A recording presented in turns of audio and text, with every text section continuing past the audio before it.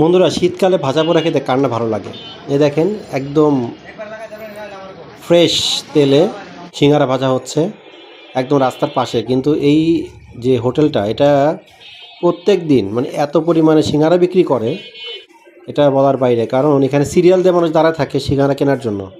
এবং সিঙ্গারার মধ্যে স্পেশালি বোম্বাই মরিচ, নাগা মরিচ যেটা, সেটা দেওয়া থাকে। এবং এটার জন্য এটা ঘ্রাণ এবং ঝাল ঝাল খেতে অনেক মজা। এই দেখেন, এই যে নামানো হচ্ছে, নামানোর সাথে সাথেই মানে মানুষ দাঁড়ায় আছে কিন্তু একদম কেনার জন্য।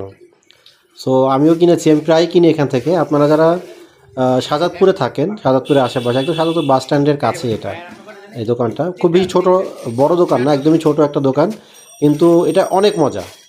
মানে প্রতিদিন সন্ধ্যার সময় এই আশেপাশের মানুষ মনে হয় এই দোকান থেকে সিঙ্গারা নিয়ে নাস্তা করে আর কি।